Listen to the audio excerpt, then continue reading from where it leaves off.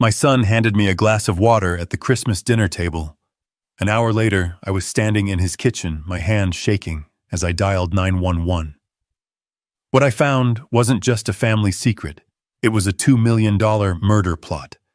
And I was the target. Before I tell you how this perfect holiday dinner turned into a crime scene, please let me know in the comments where you're watching from.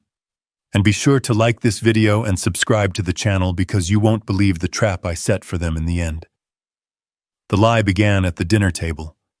It always does. The centerpiece was a mountain of pine boughs and glittering ornaments so tall you could barely see the person across from you. In this case, that person was my son David. The table was laden with a feast that could have fed a small army, a perfectly browned turkey glistening under the light of a crystal chandelier. Everything was perfect, too perfect. My daughter-in-law Chloe raised her glass of wine. The diamond on her finger caught the light and shattered it into a dozen tiny rainbows. A toast, she said, her voice smooth as silk. To family, to success, and to a wonderful Christmas. David smiled, a wide, practiced smile that didn't quite reach his eyes. To success, he echoed, looking at me. It's been a great year for the firm.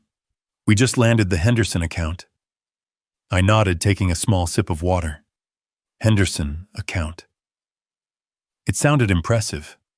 But I had spent 40 years as a forensic accountant, a bloodhound for numbers that didn't add up.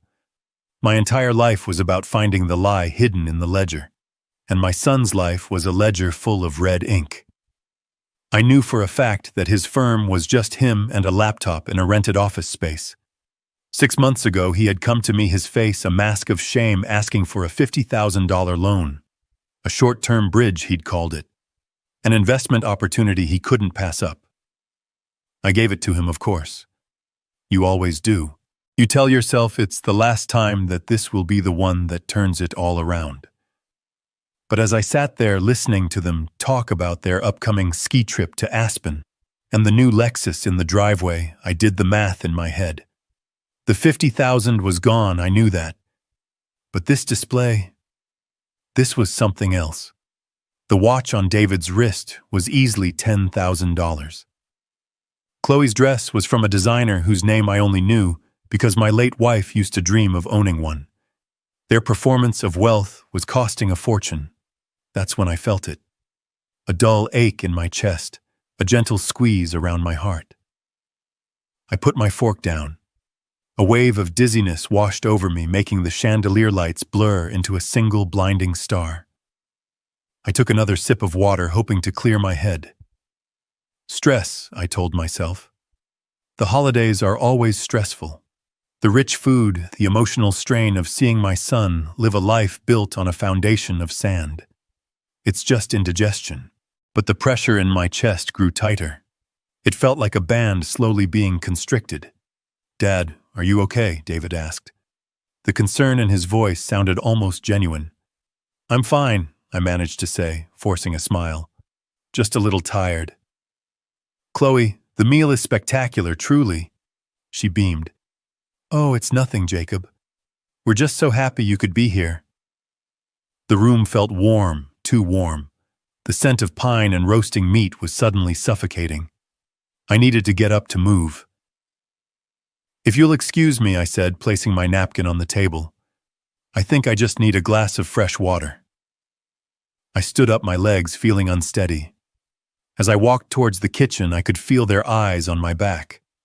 The walk down the short hallway felt like a mile. The polished hardwood floors seemed to sway beneath my feet. I gripped the doorframe of the kitchen to steady myself. The room was a marvel of modern design, all stainless steel and gleaming white countertops. It looked like it had been lifted from a magazine. But just like their lives, the perfection was only on the surface. A pile of mail was shoved carelessly into a corner of the counter, a messy stack of envelopes threatening to spill onto the floor. I reached for a glass from the cabinet, and my sleeve brushed against the pile. It was all the force needed to upset the fragile balance. Letters and bills cascaded across the granite, scattering like fallen leaves.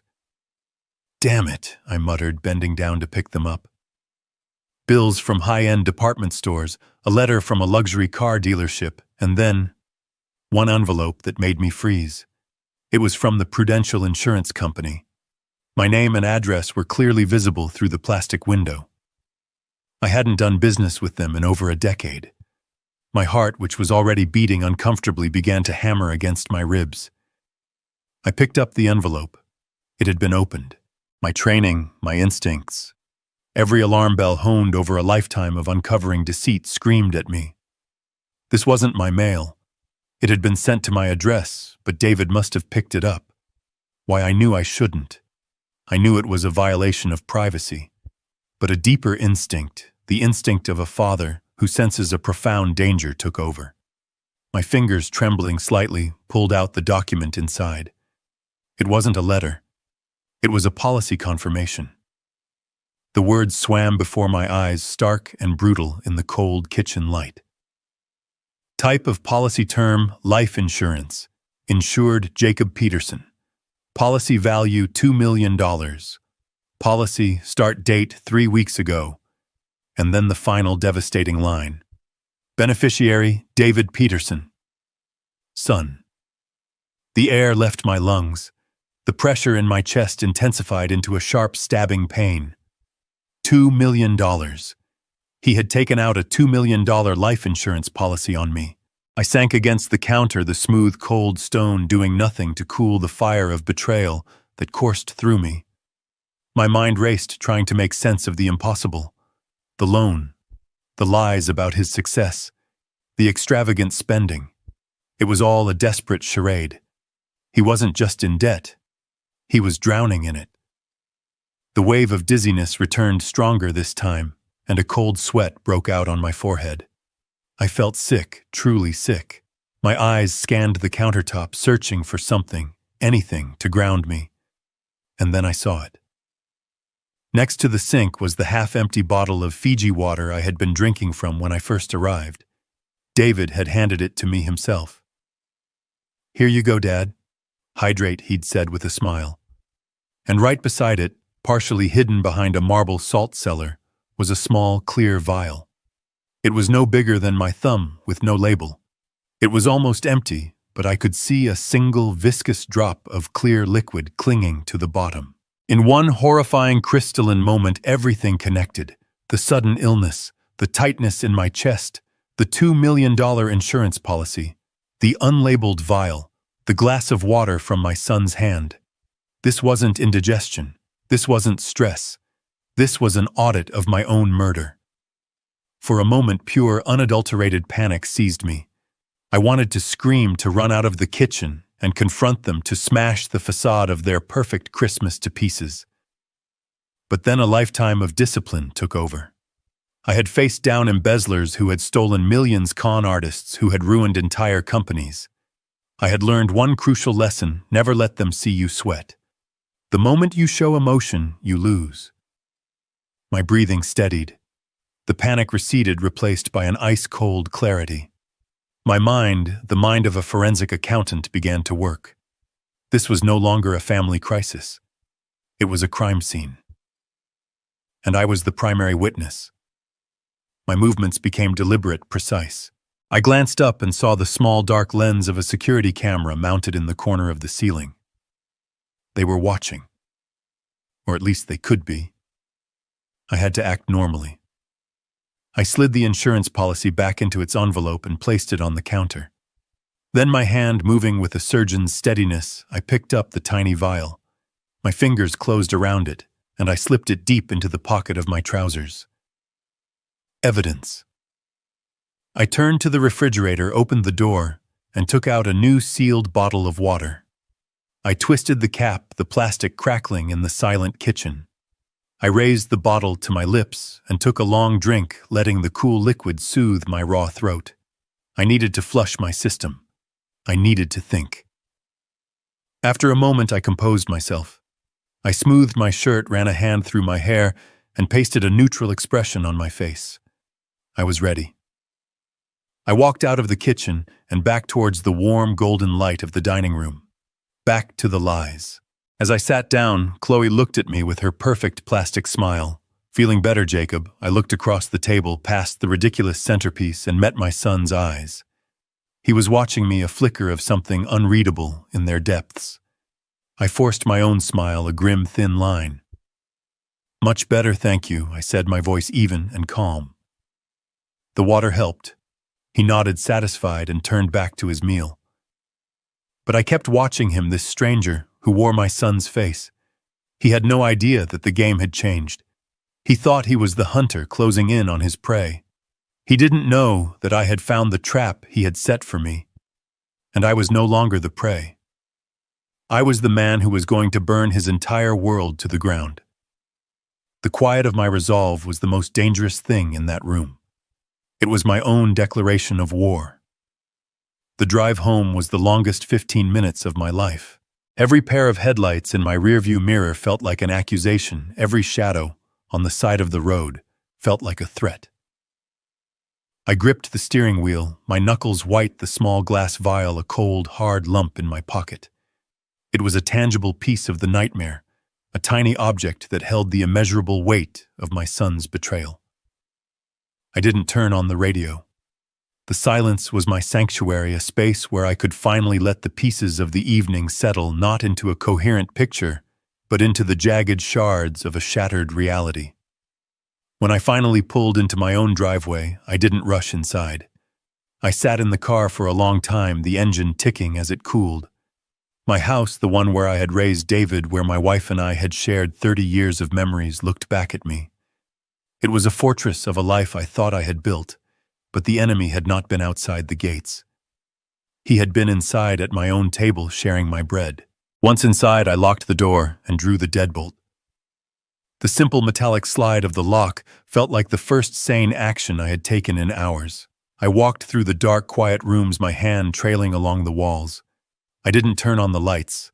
I didn't want to see the photographs on the mantel, the ghosts of a happy family that had never really existed.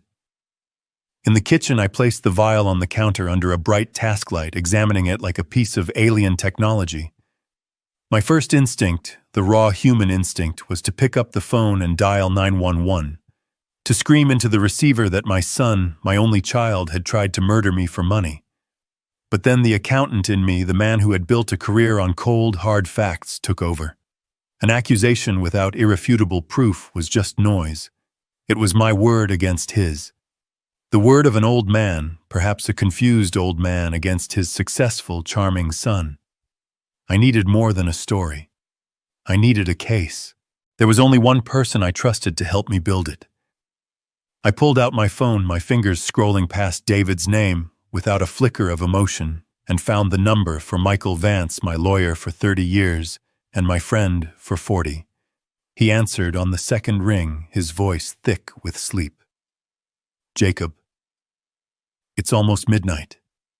Is everything all right?" "No, Michael. Nothing is all right," I said, my own voice sounding distant, detached. I explained everything, starting with the dinner and ending with the vial sitting on my counter. I spoke in a monotone, laying out the facts, as if I were presenting a financial audit. The $2 million policy, the sudden chest pains, the bottle of water, the vial. I left out the emotion, the soul-crushing agony of it all. I just gave him the data. There was a long silence on the other end of the line. I could hear the faint sound of his wife asking if everything was okay. Finally, Michael spoke, his voice now wide awake and sharp. "Jacob, listen to me very carefully. Do not touch that vial again. Do not wash your hands. Put it in a sealed plastic bag. First thing in the morning, 8 a.m. sharp. I want you at the emergency room at St. Joseph's. Tell them you have chest pains and dizziness, and you're worried you might have ingested something. You have a heart condition, so they will take you seriously. You need a full blood panel done. Insist on a toxicology screen. I'll make a call to a friend in the administration to make sure it's handled properly. Don't call the police. Not yet. Let's get our own evidence first. Let's build a fortress they can't breach." His words were a lifeline, a plan, a series of logical steps in a world that had ceased to make sense. "Okay, Michael, I'll do it." And Jacob, he said, his voice softening, I am so sorry. I hung up the phone and did as he said, placing the vial in a Ziploc bag with a pair of tweezers. I didn't sleep that night. I sat in my armchair watching the hours tick by on the grandfather clock in the hall, each chime marking another moment I had survived. The next morning, I walked into the emergency room of St. Joseph's Hospital. The bright fluorescent lights and the smell of antiseptic were a harsh contrast to the festive decorations of the night before. I followed Michael's script perfectly. I described my symptoms, mentioned my existing heart condition, and expressed a vague concern that I might have accidentally taken the wrong medication. They moved me into a bay and hooked me up to monitors. A young doctor came in, his face etched with concern. He listened patiently, then ordered the tests. Blood was drawn, questions were asked. I felt like an observer in my own life, a character in a play whose lines had been written for him. I answered everything truthfully, but I kept the core of the story, the betrayal, locked away. Hours later, the doctor returned a chart in his hand and a perplexed look on his face. Mr. Peterson, this is unusual, he began. Your EKG is a bit irregular, but what's more concerning is your blood work. We found traces of a drug called amiodarone in your system. It's a powerful antiarrhythmic drug. Is that something you've been prescribed? No, doctor, I said, my voice steady. The only thing I take is a low-dose beta blocker. He frowned, looking at the report. This is a clinical dosage, a significant amount. For a patient with your specific heart condition who isn't being monitored for it, a dose like this could be extremely dangerous. It could easily induce a cardiac event that would look for all intents and purposes like a natural heart attack. There it was, the mechanism, the how. A heart attack that would look natural. It was the perfect crime tailored to my specific medical history. My son had done his research. The thought sent a chill down my spine that had nothing to do with the hospital air conditioning. I had the toxicology report printed out, a crisp official document that translated betrayal into scientific terms. I left the hospital with the report folded in my coat pocket next to the small plastic bag containing the vial. I now had the motive in the form of a $2 million insurance policy. I had the means, the vial of amiodarone, and I had the proof, a hospital report confirming the presence of that exact drug in my bloodstream. The fortress Michael had spoken of was built. The foundations were solid. When I got home, I laid all three pieces of evidence on my kitchen table: the insurance policy, the bagged vial, and the toxicology report. It was a holy trinity of malice. My son's greed, his cruelty, his utter disregard for my life, all laid bare in black and white. There was no more room for doubt, no more space for a father's desperate hope that he was somehow mistaken. There was only the cold, hard truth. I picked up the phone. But I didn't dial 911 in a panic. My rage had cooled into something far more dangerous: precision. When the operator answered, my voice was calm, measured, and clear. I'd like to report a crime, I said. I'm reporting a case of life insurance fraud. There was a pause on the other end. Sir, can you explain what you mean? Yes, I said, looking at the evidence on my table. My son recently took out a $2 million life insurance policy on me without my consent. And I have reason to believe, along with medical evidence to support it, that he has made a direct attempt on my life to accelerate the claim. I gave her my name, my address, and my son's name. I spoke with the authority of a man who had all the receipts. I wasn't a grieving father. I wasn't a hysterical victim. I was a forensic accountant presenting a case file that was already closed. 2 days after my call, my doorbell rang. Standing on my porch was a man who looked like he had been carved from oak and left out in the rain. He was in his late 50s, with a tired face, a rumpled suit, and eyes that had seen too many of the world's sad stories. He held up a badge. Detective Miller, he said, his voice a low gravel. I'm here about the report you filed. I led him into the living room. He moved with a heavy weariness, his gaze sweeping over the room, taking in the family photos, the worn armchair, the quiet order of my life. I could read the thought in his mind as clearly as if he'd spoken it aloud. Another domestic dispute. An old man, a family fight over money, a misunderstanding blown out of proportion. He had already filed my story away in a mental cabinet labeled routine.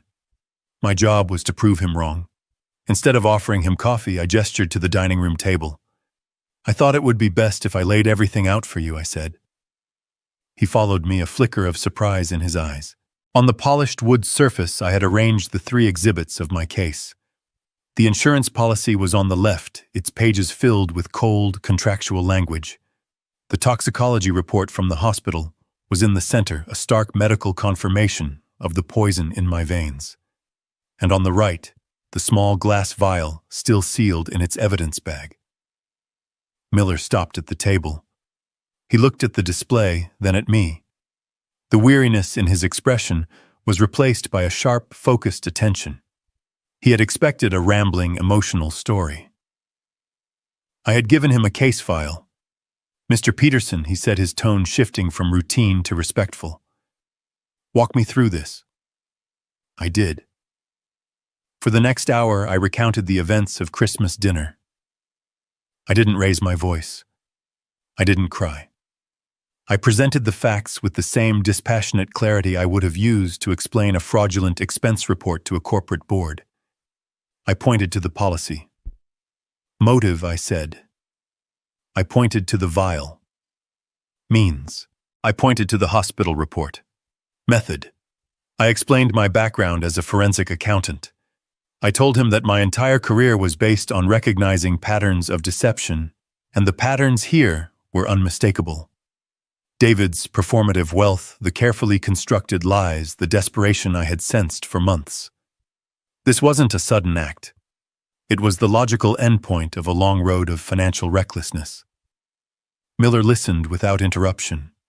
He picked up the bagged vial, examining it in the light. He read every word of the toxicology report, his lips a thin, tight line.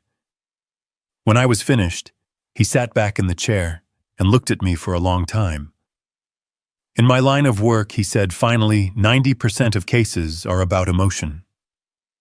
Rage, jealousy, greed. They're messy, but this, he gestured to the table. This is clean. It's calculated. You're right, Mr. Peterson. This isn't just a family squabble. This is a business plan. That was the moment I knew he believed me. The tide had turned. I was no longer a potential victim of old age and confusion. I was a credible witness. He and his partner spent the next 2 hours carefully collecting the evidence, asking precise questions, their professionalism, a comforting balm on the raw wound of the situation. Before he left, Miller gave me his card. "We're going to look into your son's finances," he said. "If what you suspect is true, the numbers won't lie. I'll be in touch." The call came 3 days later. Jacob Miller said, dispensing with the formality of my last name. "We're digging, and it's worse than you thought." I sat down in my armchair, the phone pressed to my ear, and listened as the detective painted a portrait of my son's secret life. The illusion of wealth was financed by a mountain of debt. Miller listed the figures with the grim cadence of an executioner.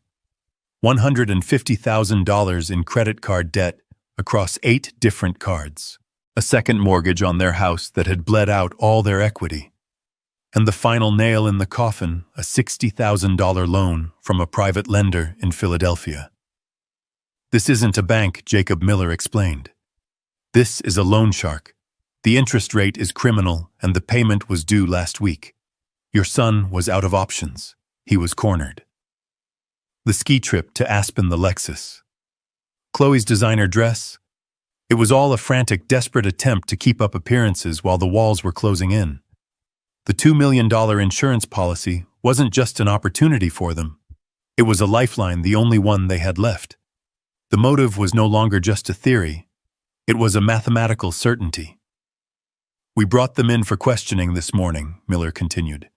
"And what did they say?" I asked, though I already knew. Miller let out a short, humorless laugh. It was a performance worthy of an Oscar. Your daughter-in-law Chloe turned on the waterworks the second we sat her down. She said it was all a terrible misunderstanding. That they bought the policy to protect you as a safety net for your old age. She said you've been forgetful lately, confused. She suggested you might need a medical evaluation. My blood ran cold. They were trying to paint me as senile. It was a classic cruel tactic. And David, I asked. He played the part of the outraged, devoted son. He was indignant. He threatened to sue the department for harassment. He said he loved you more than anything, and that he couldn't believe his own father would make such a monstrous accusation. He claimed he found that vial in the park and picked it up because he was worried a child might find it. He was good, Jacob. He was very convincing. For a moment, a sliver of doubt crept in. Could I be wrong? Was this all the paranoid fantasy of an old man? But then I remembered the cold certainty I felt in that kitchen. I remembered the years of lies that had led to this point. No, this was not a fantasy. This was their final, most audacious deception. They are lying, detective, I said, my voice low and firm. I know, Miller said. Their stories are good, but they don't match up on the details. They're counting on us seeing a grieving family, but I see two co-conspirators.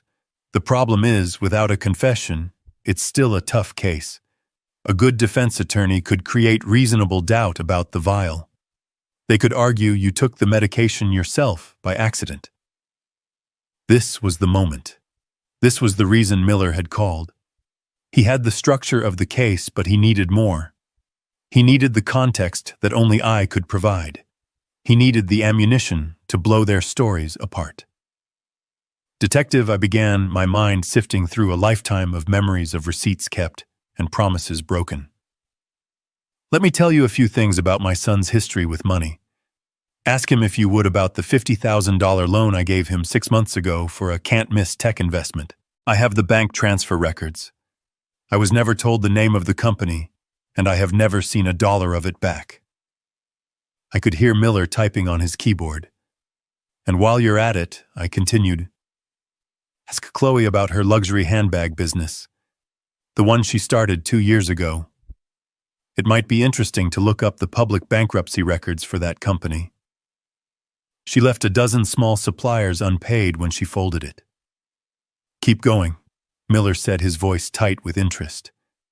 10 years ago, my late wife's pearl necklace went missing from her jewelry box. David swore he knew nothing about it. 2 weeks later, I quietly visited every pawn shop in a 50-mile radius. I found it in a shop in Trenton. I have the receipt from where I bought it back. I never confronted him.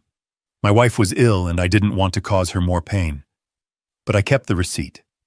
I was opening the family vault, revealing the rot and decay that had been hidden for years. Each memory was a painful admission of my own blindness, of my own unwillingness to see the truth. But now each one was also a weapon. One last thing, detective. When you asked David about his finances, did he mention the trust fund my wife left him? The one he emptied in 6 months to buy a sports car and take a trip to Monaco. He was 25 at the time. I have the statements from the bank. It established a pattern, you see. A long pattern of recklessness and deceit. I stopped, my breath catching in my throat. I had laid the entire history of my son's failures bare. It was the most difficult thing I had ever done. There was a long silence on the other end of the line. When Miller finally spoke, his voice was different. The professional collaboration was gone, replaced by something harder, something resolute. Thank you, Jacob, he said. That's the ammunition I need. They think they're playing a game of chess with a confused old man. They don't realize they're playing against a grandmaster. The phone call that sealed their fate came on a Thursday afternoon. It was Detective Miller. His voice had lost its usual weary tone. It was now sharp-edged with the thrill of the hunt. We got it, Jacob, he said. The smoking gun. I sat down, my hand tightening on the receiver. What did you find? The drug amiodarone. It's not easy to get without a prescription, but it's not impossible. We started digging into online pharmacies, the kind that operate in a legal gray area. It took some time, but we found a transaction from a Canadian website shipped to a P.O. box about 20 miles from your son's house. The purchase was made 5 weeks ago. How did they pay for it? I asked, already knowing the answer. They wouldn't have been foolish enough to use their own credit card.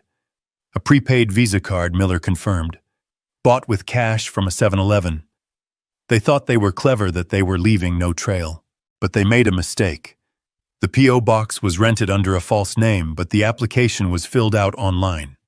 And the IP address from that application? It traces back to a coffee shop just 2 blocks from David's office. We have him on security footage from the cafe laptop open at the exact time the application was filed. On top of that, the pharmacy's shipping records combined with the tracking number show the package was delivered a week before Christmas. We have enough, Jacob. We have more than enough. The net is closed. A wave of something that wasn't quite relief washed over me. It was a grim, hollow finality. The last ember of hope, the father's desperate, irrational wish that there was some other explanation, was finally extinguished. There was only the cold, hard ash of the truth. So you'll arrest them now. Warrants are being drawn up as we speak, Miller said. We can pick them up this evening. This was it. The moment of justice. But a different thought, a different plan had been taking shape in my mind for days. It wasn't enough for them to be caught by the police. That was an external force, something that happened to them. I wanted them to understand the full scope of their actions, the totality of what they had thrown away. They needed to see the checkmate not just be swept from the board by a stranger's hand. Detective, I said, my voice steady. I have a request. Can you give me 24 hours? Hold off on the arrest until tomorrow afternoon. There was a pause on the other end of the line. Jacob, this is a serious felony. We have what we need. Why wait? Because there is one last move I need to make, I said. It's not about your case. It's about mine. I need them to understand what they've done, not just to me, but to themselves. Please, detective. One day. I could hear him sigh, a sound of exasperation mixed with a reluctant respect. All right, Jacob. Against my better judgment, you have until 3 p.m. tomorrow. But then it's over. As soon as I hung up with Miller, I called my lawyer. Michael, it's time. An hour later, Michael made a call to David's attorney. His approach was a work of art, a masterpiece of misdirection. He spoke of my age, my fragile health, the terrible stress this misunderstanding was putting on my heart. He painted a picture of a lonely old father, perhaps regretting his rash accusations, horrified at the thought of his only son being involved in a police investigation. He suggested a meeting, a final attempt at reconciliation, a chance to talk things over and find a peaceful resolution away from the harsh glare of the law. As Michael predicted, they took the bait. Their lawyer called back within the hour. David and Chloe were, of course, deeply hurt by the accusations, but they were willing to meet. They loved their father, and they were desperate to clear their names and mend this painful family rift. They agreed to come to Michael's office the next day at noon. They thought they were walking into a negotiation. They believed they were coming to manage a confused old man, to emotionally manipulate him into retracting his story. They had no idea they were walking into their own execution. The next day, I sat in the conference room at Michael's law firm. It was a room designed to communicate power and permanence.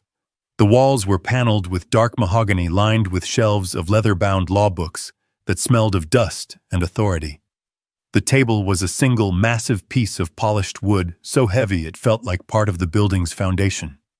This room was a world away from the fragile, glittering facade of my son's life. This room was about consequences. I sat at the far end of the table with Michael to my right. I said nothing. My role in this was to be a silent, unmovable presence. David and Chloe arrived precisely at noon. They were dressed for their roles. David wore a tailored suit, his expression a careful blend of concern and resolve. Chloe wore a simple, elegant dress, her face a mask of sorrowful beauty. They looked like the victims, a devoted couple forced to endure an unspeakable family tragedy. They nodded gravely at me. "Dad," David said, his voice thick with fake emotion. "Thank you for doing this. I know we can sort this out." They sat down opposite us. Their lawyer, a slick man in a suit that was too expensive, began with a speech about the importance of family and the potential for misunderstandings in times of stress. I let the words wash over me. I looked at my son and the woman he had married, and I felt nothing. No anger, no sadness, just the quiet final closing of a door. When their lawyer had finished, Michael leaned forward, placing a single thick folder with a blue cover on the table. It landed with a soft, definitive thud. "Thank you for coming." Michael began, his voice calm and even. "As you know, Jacob has been through a great deal. This situation has forced him to do a lot of thinking, not just about the present, but about the future." David and Chloe exchanged a quick, confident glance. This was it. The old man was cracking. But Michael didn't mention the police. He didn't mention the hospital or the vial or the insurance policy. His voice remained placid, almost gentle. "It all started about 6 months ago, actually. David, you may remember you came to your father to ask for a significant loan. $50,000, I believe." David shifted in his chair, a flicker of annoyance crossing his face. "I don't see what that has to do with anything. That was a private family matter." "Of course," Michael said smoothly, but for Jacob it was a moment of clarity. It made him realize that he needed to think seriously about his estate, about how best to protect his legacy for the future. He became concerned about financial volatility, about ensuring his life's work would be managed responsibly. Michael opened the blue folder. It wasn't a police report. It was a trust agreement. "And so 6 months ago," Michael continued, "Jacob came to me and we completely restructured his will and his assets. Everything he owns, the house, the savings, the investment portfolio, a total estate valued at approximately $8 million was placed into a new, irrevocable trust." The air in the room grew still. The confident smirks on David and Chloe's faces began to fade, replaced by a dawning confusion. This was not the conversation they had expected. "The Jacob Peterson Legacy Trust was established to provide for you, David, upon your father's passing," Michael said, his eyes fixed on my son. "You are named as the sole beneficiary." A wave of relief washed over David's face. He thought he had dodged a bullet. He thought this was just my old-fashioned way of controlling things. He still didn't understand. He still didn't see the jaws of the trap closing around him. Michael let the silence hang in the air for a moment, before he delivered the final, devastating blow. However, he said, tapping a single paragraph on the page with his finger. "Given his concerns, your father insisted on adding a very specific and very binding special clause." Michael let his words hang in the silent room, the phrase "special clause" echoing in the space between us. I watched my son's face. The confusion was still there, but now it was curdling into suspicion. Chloe glanced at their lawyer, a silent question in her eyes, but the man looked as bewildered as they did. They were all playing a game they didn't know the rules to. They were about to learn. Michael cleared his throat, not for effect, but with the quiet deliberation of a man about to read a death sentence. He adjusted his glasses and looked down at the document. "The clause is under Article 4, Section B." He said, his voice a dispassionate legal drone. It reads as follows. "Should the primary beneficiary, David Peterson, be convicted of any state or federal felony offense, this trust shall be immediately dissolved." He paused, letting the first part of the trap snap shut. David's lawyer blinked. "A felony clause, that's highly unusual but not unheard of." David let out a tense, nervous laugh. "A felony? What are you talking about? I'm not a criminal." He looked at me, a desperate plea for reason in his eyes. Dad, this is insane. What is this all about? I remained silent. My gaze was steady. I was simply the accountant here to watch the final numbers being tallied. Michael held up a hand. Please let me finish. There is a second condition. He looked back down at the page. It continues. Furthermore, should the death of the grantor Jacob Peterson be deemed by a court of law or a coroner's inquest to be of a non-natural cause directly or indirectly resulting from the actions or conspiracy of the beneficiary, then the beneficiary is immediately and irrevocably disinherited. He looked up, his eyes meeting David's. And here is the final provision. In the event that either of these conditions is met, the entire principal of the Jacob Peterson Legacy Trust, including all assets therein, shall be liquidated and the full proceeds transferred as a single unrestricted donation to the National Center for Victims of Financial Fraud. For a full 30 seconds, nobody spoke. The only sound was the faint hum of the air conditioning. David and Chloe were staring at Michael, their faces blank with incomprehension, as if he had just read a passage in a foreign language. They were still trying to fit this new information into their own narrative, the one where they were in control, where they could talk their way out of this inconvenient mess. Chloe was the first to break. Her carefully constructed mask of sorrow crumpled. I don't understand, she stammered, looking from Michael to me. What does any of this mean, Jacob? Why would you do this? It was David who finally put the pieces together. His face, which had been pale with confusion, suddenly flushed with a dark, furious red. The realization hit him not as a quiet dawn, but as a violent explosion. He slammed his hands on the table, the sound making everyone jump. This is a trick, he roared, his voice cracking with rage and panic. He's trying to intimidate us. You can't do this. It's my inheritance. It's my birthright. He pointed a shaking finger at me. He's senile. This is proof. No court in the country will uphold this. We'll fight this. Michael didn't flinch. He leaned back in his leather chair, the picture of calm authority. On the contrary, David, he said, his voice soft but unyielding. The trust is irrevocable. It was signed and witnessed 6 months ago. We have a notarized affidavit from your father's physician, dated the same day, certifying that he was of sound mind and body and under no duress. We also have a video recording of the entire signing process. It is, I assure you, ironclad.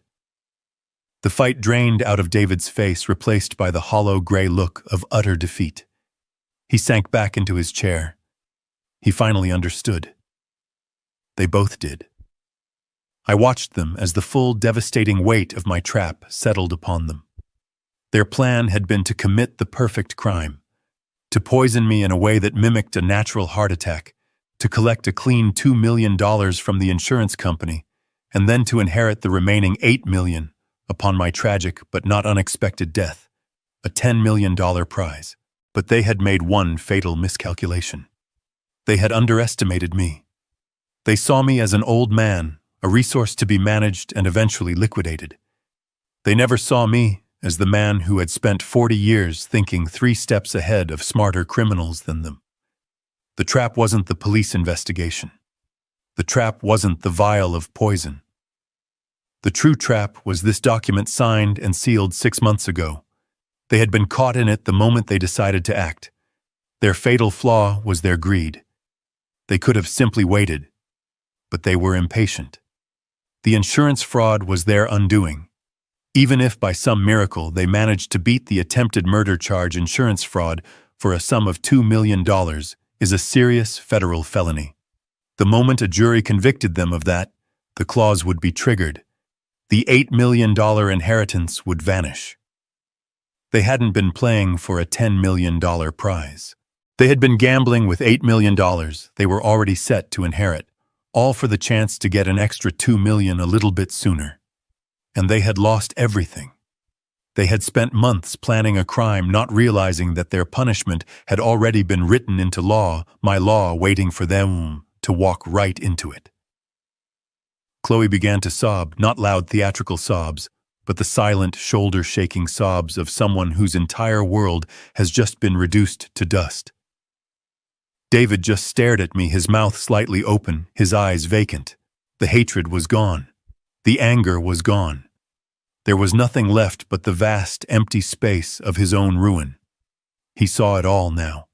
He saw the checkmate. At that exact moment, there was a sharp, authoritative knock on the conference room door. Michael looked at me. I gave a slight nod.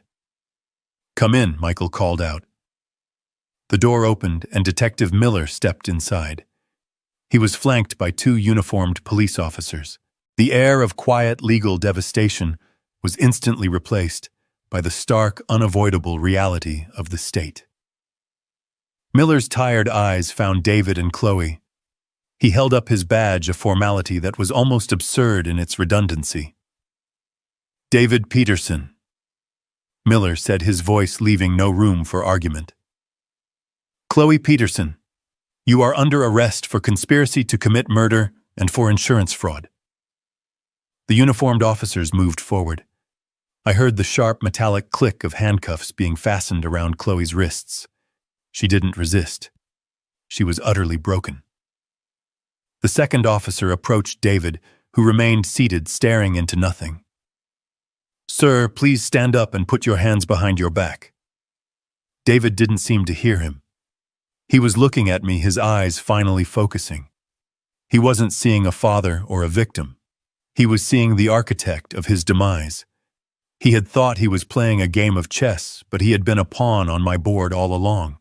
As they led him away, his hands cuffed behind his back, he was silent. The fight was over. The performance was done.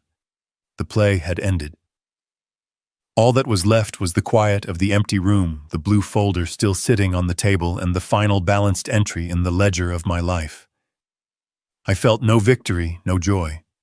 Just the profound, sorrowful peace of a long and painful calculation finally coming to zero. The wheels of justice turn slowly, but they grind exceedingly fine. 6 months after that terrible Christmas dinner, the legal proceedings came to a quiet end. The evidence was overwhelming, the digital and chemical trails leading to David and Chloe as surely as a map. A jury found them guilty on all counts. The sentences were long. There was no dramatic courtroom confession, no tearful apology. There was only the dull, bureaucratic finality of a gavel falling on wood. A week later, Michael called me. His voice was calm, businesslike. "It's done, Jacob," he said. "The transfer is complete. The entire $8 million from the trust has been received by the National Center for Victims of Financial Fraud." The books were balanced. The final entry had been made. The case was closed. I thanked him and hung up the phone. I was sitting in my armchair, the one my wife always used to say I would become a permanent part of. The afternoon sun streamed through the window, illuminating the dust motes dancing in the still air. I should have felt something. Triumph, perhaps, or the bitter satisfaction of revenge. But I felt neither. Instead, what settled over me was a profound and unexpected sense of peace. It was the quiet that comes after a long and violent storm, when the wind dies down, and you can finally hear the sound of your own breathing again. This was never about revenge. Revenge is a fire, a hot, consuming rage that destroys everything in its path, including the person who wields it. What I had done was the opposite of fire. It was ice. It was a cold, deliberate, and necessary calculation. It was the last audit of my life. I had examined a set of accounts that were deeply criminally unbalanced, and I had simply put things back in order. Ordnung, the German word for it. Not just order, but a state of rightness of things being in their proper place. I thought of David. I did not think of the man in the courtroom with the hollow eyes and the expensive suit. I thought of the little boy who used to fall asleep on my lap, his small hand curled around my finger. I thought of the teenager I taught how to drive his knuckles white with fear and excitement on the steering wheel of my old Ford. Where did that boy go? When did the rot set in, and in the quiet of my home I had to face a difficult truth? Perhaps I had been so busy balancing the ledgers of other people's lives that I had failed to see the growing deficit in my own son's soul. Perhaps in my own quiet, reserved way, I had taught him that value was something that could be quantified, measured in dollars and cents rather than in character and integrity. The guilt was a quiet, familiar ache, but I had not put the poison in his hand. I had not signed his name on that insurance policy. I could not save my son from the man he had chosen to become. My relationship with him, the one I had cherished and mourned for years, was gone. I had to accept that. But what I did do, was prevent him from spiraling further into a darkness from which there was no return. My actions had not been to protect just myself. They were to protect him from becoming a murderer. In a strange, sad way, it was the last act of a father. I had not saved the man, but perhaps I had saved what was left of his soul.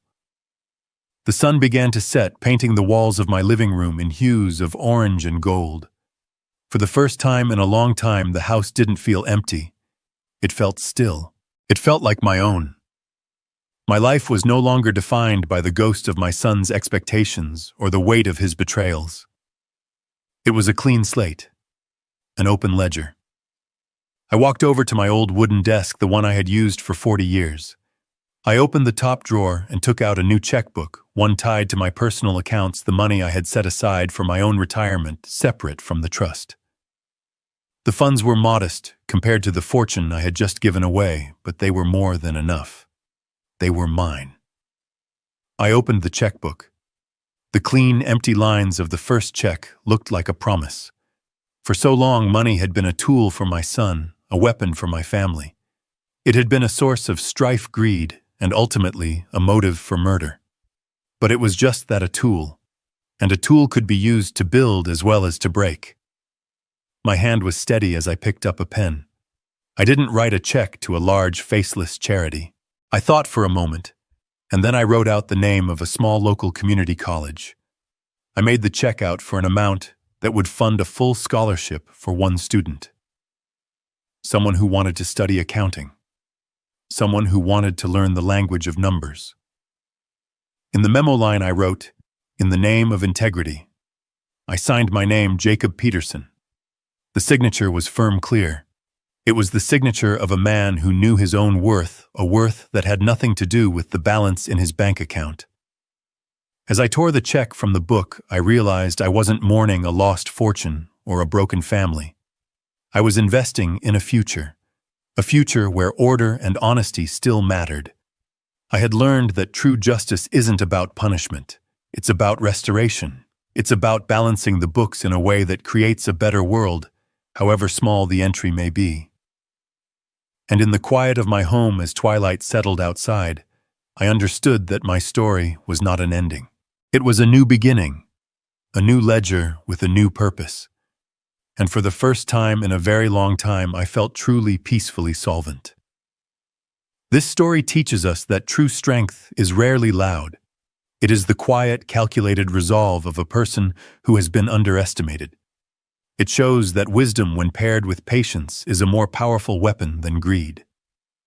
The greatest justice is not found in fiery revenge, but in the calm, deliberate act of restoring order and protecting one's own dignity. We learn that even after the deepest betrayal, it is possible to find a new purpose, transforming pain into a force for good. It's a profound reminder that a person's true worth is measured by their integrity, not their inheritance. What did you think of Jacob's ultimate plan? Let us know in the comments below, and don't forget to like and subscribe for more stories of justice.